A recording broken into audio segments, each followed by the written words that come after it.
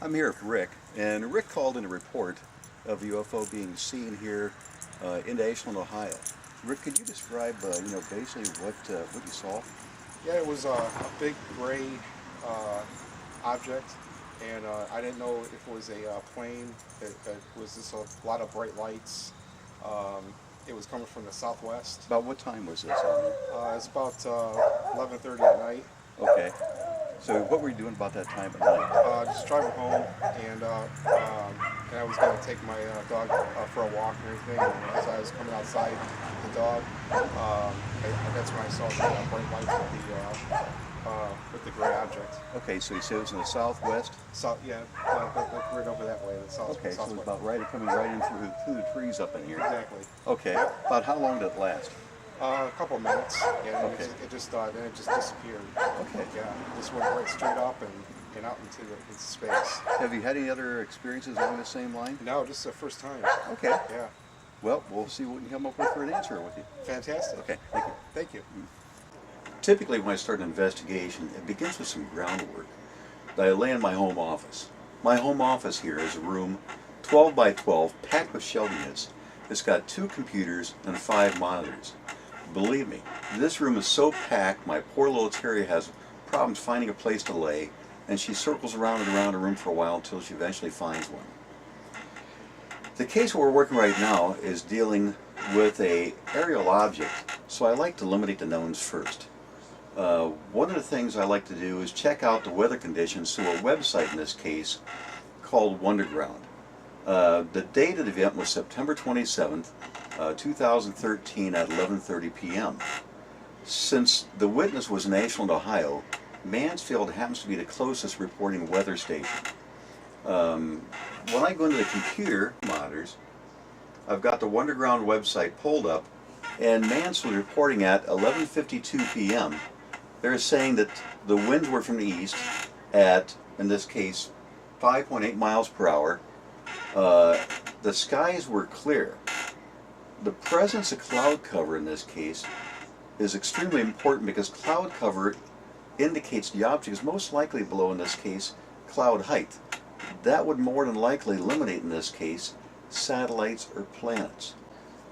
You'd think that in 2013 the people wouldn't still keep identifying Venus or Jupiter as a potential UFO, but in reality they do.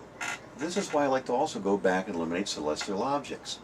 One case I worked not too long ago, the witness claimed that Jupiter is actually the mothership, and there were small satellites circling around it, even though he saw this object in the sky for over, in this case, 6 hours. The program I like to use in this case next to eliminate the celestial objects is called Stellarium. Stellarium is an astronomical software. The beauty of a program like Stellarium, it allows me to enter a location. In this case, the closest location I can get to the witness is Mansfield, Ohio, which is about 13 miles away. I can also preset the software to the exact date and the time of the event. One of the most common objects reported by witnesses is the International Space Station. This year we've easily had 15 to 20 cases attributed to sightings of the International Space Station. Right now I'm looking at the south sky, also out in the southwest. The only thing I'm seeing in the western horizon is Vega, which is roughly about 50 some odd degrees above the horizon and has a magnitude of 0. The International Space Station is actually much brighter in this case than Vega. So I'm not seeing anything. In the next step of my investigation, I'm going to use a website called FlightAware. FlightAware allows me to go back and look at traffic on the day of the event and also see current traffic above that same particular area. FlightAware allows me to look at air traffic currently over the region and also go back and look at prior days to see what air traffic may have been in the region at the day of the event. I can also go back and identify the make and model of airplane, airspeed and altitude, point of destination, and point of origin. Now that I've got my background information together, Aaron and myself are going to be heading out to Hidden Hollow, which is the home of the Richland County Astronomical Club. Okay, today I'm here with Mike. Mike's president of the Richland Astronomical Society. And what better way to get direct information on here about celestial objects than to consult experts like Mike? Mike, how many years of experience you have in this particular field on here? Actually, only 5. Only 5? Mm-hmm. Okay. What's your specialty expertise out here? I'm just general. General? Yep. You're just general, I'm and the they made you the general president, right? Yep. So Yeah, show up one day and 5 years later you're president. Yeah. I can relate to that. Does that happen to me too? Yeah, yeah. But in this case, Mike, you know, what we're here for today is we want to find out some information about this reported fireball that we had out here in a case coming over to Ohio area on here.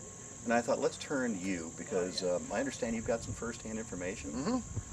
What can you tell me about that? Well, I just happened to be looking direct south. Okay. And it just started up about, I'd say around 40 degrees or so. Okay. And come down to an angle. It started out looking like a normal one. Right. You know, kind of orange, and it was really bright. And just before it ended, it turned really green. I mean, How green? How green? Green Lantern green? Like the green on your little earth there. Okay. And then it just simply was a little orange pop. That was That it. was it. But it left a smoke trail. Really? And that smoke trail stayed there for a good 2 minutes. And I had my particular camera was mounted on the telescope, so it wasn't easy for me to just grab and take the picture. One of our other members, Tim, was sitting down there, but he had his camera in his hand, but I think by the time he got up and got around to getting it, I'm not sure that he got that smoke trail, but we really tried to get it. But it lasted for a good 2 to 3 minutes. Now I've seen videos of these things on the internet, and it's my understanding what you saw was way brighter than these videos I see on YouTube and stuff like that. Yeah, it didn't. I mean, it wasn't like the Russian thing, but Okay. but it was really bright, and you'll find that Terry McQuiston, one of our members, actually saw his shadow. He was walking away from it. Saw a shadow? Yeah, And now what time of night was this? it was about 11:30. So 11:30 at night. Now I was out here last night, by the way. In this area, you cannot believe how dark this area is out here. I mean, my girlfriend fell because she couldn't see her feet 3 feet from her, basically. Mm-hmm. And I mean, it's completely pitch black out here. So, I mean, it just totally silhouetted it. Yeah, and we had other members that was inside the dome, and they actually had, the slit was pointed more to the east. And it lit up the inside of the dome enough to where they thought someone was standing taking flash pictures. Wow, that's incredible. And unfortunately, I don't have any of those people that were in there are here right now. So you mean we came all the way down here, no video, right? You got it. Okay. Walking dog. So I'm curious. Exactly what is your affiliation? I'm co-director of the Cleveland Ufology Project with Tom. And like you, Mike, I got volunteered a few years ago Yeah. to kind of take over. Mike's been doing a good job. Pretty much how it happened. Well, you know what? The people that do the work end up getting the position. That's what that happened with Tom. Right? That's right. Yeah, of course. Terry, he owns the vice president spot. So, we're here at the Warren Rupp Observatory with members of the Richland Astronomical Society, and we're here to talk to them about an incident that happened just a few days ago, September 27th. In the evening, there was an incident with an object that was seen in the sky that was very bright, and we have Terry, Robert, and Tim here to tell us a little bit about it. And as I understand it, you guys were outside here observing when this happened? Yes, I was doing some astrophotography, and there was such a bright light that I was getting ready to say something. I thought someone had turned their headlights on. It was just as daylight was around here. Looked over my shoulder, and here was a trail of the brightest meteorite that I'd ever seen before. Yellowish in color, had some greenish copper tone to some of the tail. Extremely wide path that it left through the sky. So which direction in the sky was it that this thing fell Towards down? the southwest. Towards the southwest. And was it up really high in the sky, or was it down lower towards the horizon? About midway, it was a little bit closer to the horizon, but it was still well above the tree line. So how long did the actual meteor last? I'd say a good, probably, I'd say 15 seconds. 15 seconds. That's a long time. Oh, that is a long time. That's Yeah, when we had seen from the original flash with the tail going through the atmosphere. And how bright was this? What do you estimate the magnitude of this was? Probably a negative, I'd say negative 5. Negative 5. I had some neighbors, I saw it in town, and I had some neighbors thought that someone was shining lights in their picture windows. They stepped outside and thought someone shined a light. I told them what I saw. Now, I had heard reports that it was not quite as bright as the sun, but brighter than the full moon. Is that accurate? I mean, negative 5. It was bright enough I seen my shadow on the concrete. That's pretty bright. Now my perspective was a little bit different. I'm from Dayton, Ohio, which is about 140 miles to the southwest from here. And I was headed west, so the flash was behind me. And I could see, I actually thought it was lightning at first, or a transformer that blew, because this, intense flash occurred, and it was quick for us. The light that was transmitted was very quick. But you could definitely tell the direction was from the east, the way the shadows fell. And like I said, I thought lightning or a transformer. When I looked on the radar and didn't see, any storms around, the next thing was, well, it had to have been a transformer. It wasn't until later I found out that we had a meteorite. And there was a smoke trail seen for several minutes after this? It lasted 2 to 3 minutes. Yes. That's pretty amazing. And it was thick. The contrail was thick.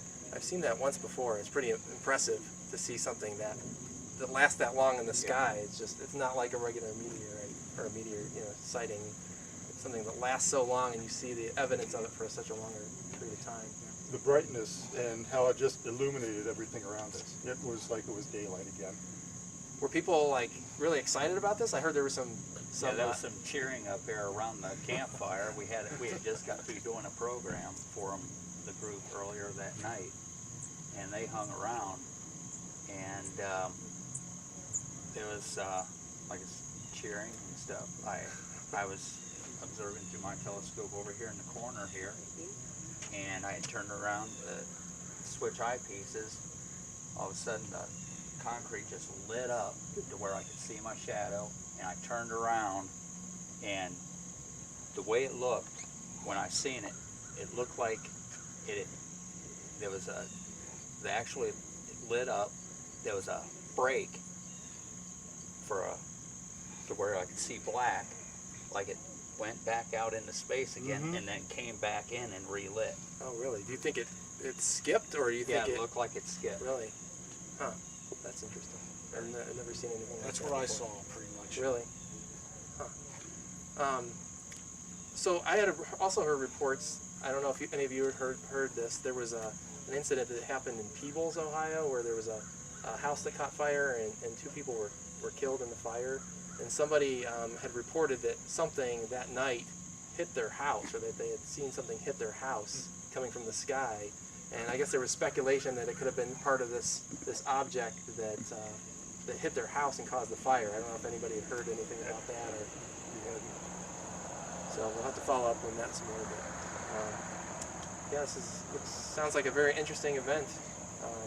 Too bad I missed it. I was about to walk outside myself at my house and look at the sky, and I'm like, oh, I'm just too tired. So I went back in, went to sleep, and then the next morning saw all these reports, and I was like, oh, I should, I need to listen to my intuition. It was my second one. It was the second one I got to see.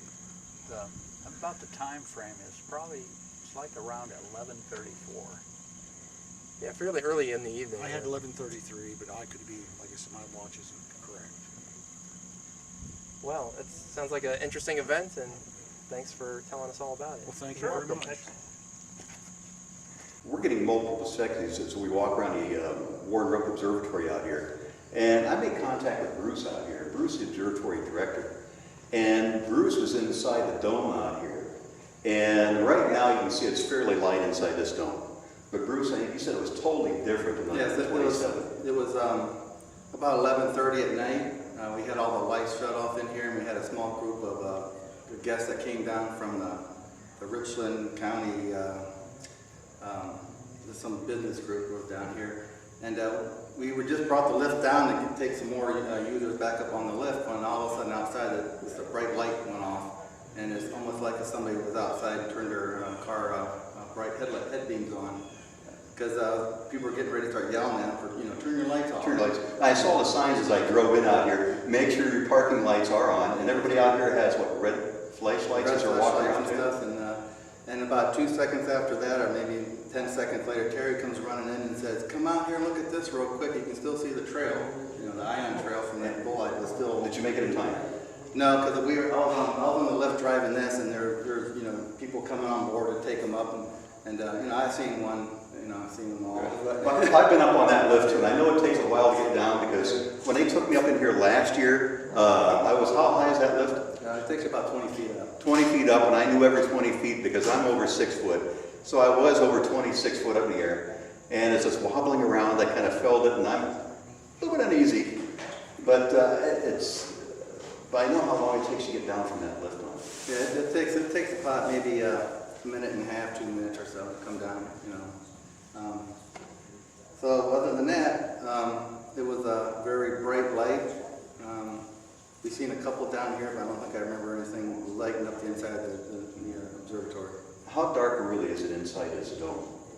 If we keep all the lights off and close the two main doors here, and the only light coming in through the slit, it's pretty dark. I mean, you walk around here, we got the black walls now, we got the dark carpet. To find your bearings, you almost have to look for the glow of the white peters. Okay. South and here, once you there's a reason why those are white, so that you can barely see them in the dark, and it gives you your bearings. Probably once your eyes adjust, you can see them fairly well. Oh yeah, you'll see them a little bit better, but you'll see the silhouette of the scopes, and so once you keep looking up, you can see the outline of the dome. Okay. And then you know where to walk. Okay. Okay. That's good. Doing some follow-up research showed Rick wasn't alone. There were over 1,100 people reported the same event on the night of September 27th at 11:30 p.m. All of them were leading back to fireballs. Going down to the Richland Observatory provided some good insight. The individuals down there were very helpful, just confirming the events that Rick described.